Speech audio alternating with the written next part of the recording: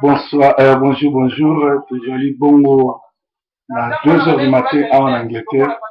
Tout le message oyo après na kopesa bino message oyo nzambe ayebisinga na lobela bapaster oyo ya Kinshasa.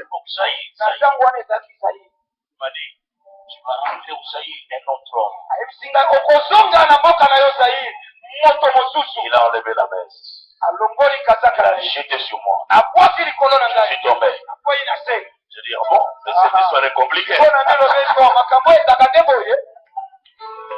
me lève. 2 fois, 3 fois, mes lunettes à gauche, moi-même à droite. Et les lunettes se sont cassées, se sont écrasées. Je ne plus jamais porter ces lunettes. Ce qui va arriver ce matin, Dieu te donnera ce que ton cœur désire. Ne tiens pas compte de ce que tu es. Ne tiens pas compte de ton rang. Mais si tu es venu ici, c'est pour qu'un père aiguise ton père. Si tu es venu ici, c'est pour que Dieu te rende pointu. Il te rende constant. Si tu es d'accord, dis Amen. Si tu es d'accord, dis yeah. Si tu es d'accord, dis je reçois. Voilà. Et je suis revenu. Ma vie a changé. J'étais encore très jeune. Je n'ai pas supporté les critiques et le bruit. 20 ans de prison de critiques. Nasali 20 ans, il y a prison, il y a critique. Et Dieu vient de me sortir de la prison. Dieu vient de me sortir. C'est pour cela que vous voyez des choses qui se passent. Les gens deviennent aveugles. Les gens deviennent sourds. Les gens deviennent paralytiques. Ça va arriver ce matin dans la vie de quelqu'un. Ce matin, il va toucher quelqu'un. Il est le même. Hier, aujourd'hui, éternellement. Dieu d'accord, tu les vivras. Dieu d'accord, tu les verras. Il n'a pas changé. C'est Dieu de pied, c'est Dieu de porte, c'est Dieu de béni, c'est Dieu de Kantienda, c'est Dieu de Tayo. Il n'a pas changé. Bien-aimés dans le Seigneur, shalom, shalom, shalom, Tokomi, pratiquement 2h22 en Angleterre. Ceux qui n'ont intervenu ici, parce que na outi ko bonde là, et Nzambe a tient à cœur à répondre Bishop Kankenza, tant à zoba que les dieux de Béni In ayebi Nzambe otosal la raté, Béni In c'est un sataniste, et tango Bishop Kankenza a zoba que Nzambe na ye azo sambela comme ça ba aveugle comme ça ba paralytique, donc lui fait le contraire de ce que Jésus faisait et interpellé Nanani ngai évangéliste Salomon Proverbe 30 la pluie va venir à la combat de forme nazali mwana ya armée de l'Éternel 6e promotion nasendwe nazali pasteur ya armée de l'Éternel Masina et na Dima l'armée de l'Éternel ça fait un long bout de temps mais général Sonyaza tata na bolimo et tant on a landi dayo aki côté ya pas passer Soni na landi pasteur Jean-Marie azota na Bible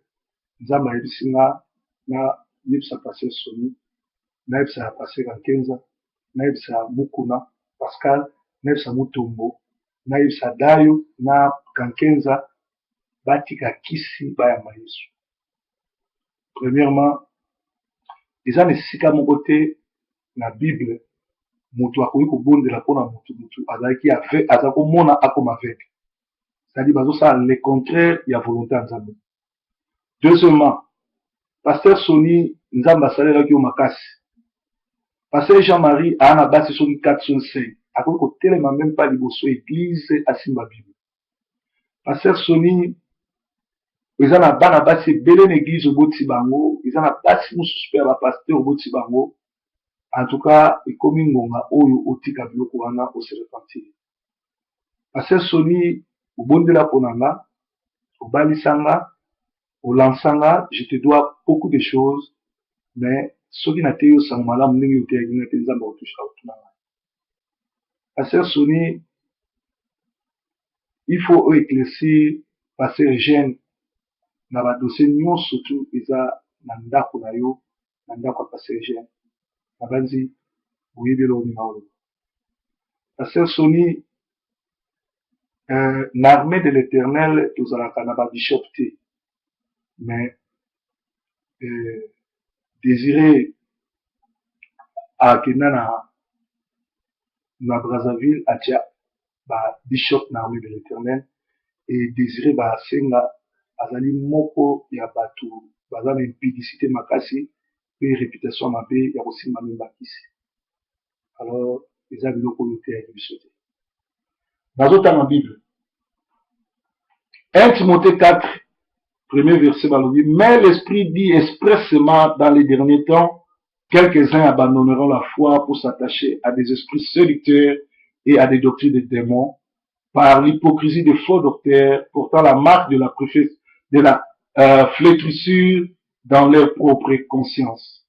C'est-à-dire, Bishop Kankenza, Matteo Yazoteya, il y a tout baza comme on a comme aveugle, il y a onction où il y a le bien qui est pas béni parce que béni c'est un démoniaque.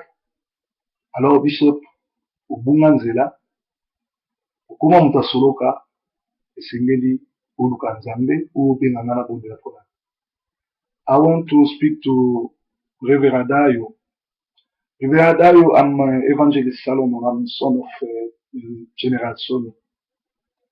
When I was praying today, that is now we are in England. I'm in England. That is 2 a.m. I was praying and the Spirit of God tell me to tell you that you're supposed to repent because you are serving of God. You are servant of Satan. If you didn't know repent, you will go to hell. Lifelo ulambayo Dayo. Usimbi biloko bokotisi bakolekante sauvage na kati église na onction lokuta pour boya kopemisa bato. Et Bishop Kankenza oteya biso na école de Dieu na sala émission na yo avant les 7-7 na série na zako sala na o travailler na mama be na ona bala na l'armée de l'Éternel na radio to solo na yo et nazali neveu ya ami na yo Leki Songo, Emmanuel. Sorry, Emmanuel Songo, moi c'est Didier Songo. On a eu le temps à causer, même à l'inter, quand Emmanuel Songo est venu, il y a, je crois, plus de 10 ans. Bishop, na temps aux autres, na moni frère Timothée, na moni na sœur wana yemba. Na moni frère Timothée, a venu sur Kapembe, na moni sœur wana msoso, aza na bonne mine. Ce sont des serviteurs qui ont servi sous ton ministère. Frère Timothée, donc ceux qui appellent Bébimier, à Kokufa, n'a évité sur la Nandaku, n'a évité sur la voiture, n'a évité à Rotato la Nzambe, n'a pas puisque ceux qui tout à l'heure ministère, Moussoussou, au moment où la s'épanouir, Moussoussou va voyager, même na frère, na bango, pour voyager na bango, pour voyager na bango. Toi, quand tu voyages, tu vas seul, otiki frère Timothée na batala na biloko wana nyonso surtout aza on dirait mutu na kwasheko Kankenza, quel est le Dieu que tu es en train de servir? Tu m'as prêché la parole, tu m'as fait rêver et pourtant tu prêchais le Dieu de Béni qui est un sataniste. Bao bazolandanga bokota kala na Google bobeta Béni in bokomona ke Béni in azali sataniste, c'est-à-dire Kankenza ba général Soni, ba Koutino, ba Mutombo, ba Pascal Mokuna, ba nyonso ba bunganzela, mais bazo traîner ba foule. Et na kati ba foule wana bazo bimana ba fi wana na l'église ba botisi batia bato bazo tia désordre. Alors, nzambe nino bazo tia bino. Yango moni mboka eza sous l'occupation rwandaise, sous l'occupation bapaya parce que ba pasteur na so ba simi soloka. Comment na plein 21e siècle, un pasteur a koyeb sabatuke, a rebonde la pona bino, beaucoup avec. Et pourtant, na Kinshasa wana tous na frère Patrice, azolu ka maboko poussé, tous na aveugle belé, ba tous na ba tumususu paralytique ba na posa batambola, ozo ko otabu sabangote, mais bozo so bato baza malamu beaucoup so ba paralytique, bozo so bato baza na misu ba koma aveugle. Nzambe mutatindi na za ko samba tous à 2 heures du matin en Angleterre. Absina bo se repentir, sinon à couper tabino. Général Soni, au terrain sa malamu, mais lelo on a souvent vu sur tout na 2008 otinda mwana Chiko armée de l'Éternel barumbu et mwana outi et pas na doba armée de deux barumbu ya bakoko na po Chiko a outi l'église na masina na yana mituka na pesa ba crédit armée de l'Éternel na scène de bakanga na scène de bato aner ba yokanga na scène ba vi passer Sony azaki mutape sa ordre wana bakanga ngai et celui major wana azaki mutaba nduluko la ngate ezaki po ba enlever ngai na kufa musala bozo sala la nzambe yango wana omoni fuade ni botia na kati nanga donc bozali basali na nzambe mobunga nzela ngonga bo se repentir bino bato bozolanda ba pasteur oyo bazoteya bino onction bino bato bozolanda ba pasteur oyo bazobisa bino ke bokokoma ba aveugle bazobisa bino ba nyao bazobisa bino ba mpuku ba pasteur oyo basimbi bakisi ba pasteur oyo baza ba vie na nga batata na nga tovanda na bango bateya nga sango malamu nga naza fui na bango makambo nazobewuti epa na bango bokende na armée de l'Éternel botuna pasteur Sony soki ye moto abalisanga te soki ye moto ateya nga sango malamu te soki ye moto abondela mpo na nga nakoma pasteur te connaissance à parole oyo naza nango ewuti epa pasteur Sony mais lelo je te reconnais plus pasteur Jean-Marie akoko oleka liboso te ateya sango malamu même asimba bible parce que aza marié na 3 basi bible ezoba nini l'homme de Dieu doit se marier une seule fois. Et puis nous nyonso bokota na circuit il y a au divorcer. Bien sûr, divorce c'est cause à la ezaki accident ezaki mais vous tous vous avez les dénominateurs communs en mwana. Pasteur Musangu azali ko diriger intercesseur na kusende c'est sorcier. Comment on reçoit un doki botie mokamba intercession. Frère Vincent tozane na Angleterre awa tozo benye naman abanga mateti le passage à yiba badim. Comment va passer Babaloni, Batouanos Bazali l'armée était d'abord maté. Pasteur Moïse, tu mon frère ami na yo, mutu ola kokoza na yo, bakoma kosala kibo bengana ya salate parce que yé amtu mabi. Mais pourtant pasteur Moïse, oyebi musala ni asala eza na radio eza na nyonso. Na laza mwana na bino, naza reconnaître onction botiaki na kati na nga, maté ya boté ya kinga, botomber très bas et ça fait la honte. Ça fait la honte na yoka Bishop Kankenza oleka na TV ozoteya ozolobake okobondela bato bakoma ba aveugle bato bakoma ba paralytique eza onction uti panzana et puis bokomi kolongola bato na Kinshasa bomema bango na Israël. Bible ezolani Bible ezoba si tu veux prier entre dans ta chambre ouvre ta porte ferme là et prie. Dans Jean 4:24 balobi nous sommes au moment où Dieu cherche les adorateurs en esprit en vérité. Dieu est partout.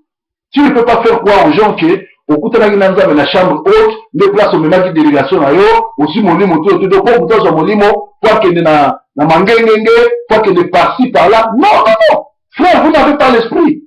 Vous êtes des satanistes, vous devez vous repentir.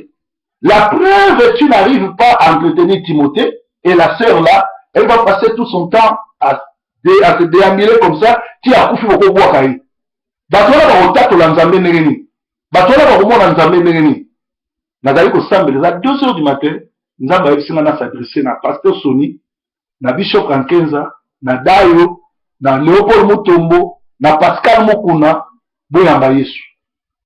Botika bavantir. Botato la boyebisa bato ke bosimba kisi, biso bana na bino to koyede bino. Parce que na koyi kondima te ke bosala ki ndumba koleka bawela na jibe. Combien de bâtiments au bout ici? Bishop Kankenza, combien de bâtiments au bout ici? Combien de la jeune fille, ba colonel, ba mimna, au sotami, Nicolas Bassiabatou? Et stylité aux autres sakanana Saint-Esprit. Ils ont empêché au bali misakate, ils ont tala. Alors, on va ba koufi, Nicolas, ba na solo, ba na fait étranger. Frère, ce que vous tikité, ce que vous tikité, c'est un zaba au bétabine. N'a pas moins na liboso na mino, mais na su grâce, yawo. Reprendre bino oyo sabino ke oyo bozoteza sango malamu te bozopelwisa bato bozongela nzambe ezala bien mpona bino bozongela nzambe mpo bobungi nzela le faire église le faire donc bozopengisa bato wana multitude ya bato wana boloka bango bopesa bango onction satanique nazobondela nzambe yanga touche bino baintercesseur mokili momba tobondela mpona pasteur Sony tobondela mpona Kankenza tobondela mpona Dayo tobondela mpona Mutombo tobondela mpona Pascal bazongela nzambe balukela nzambe nguya nzambe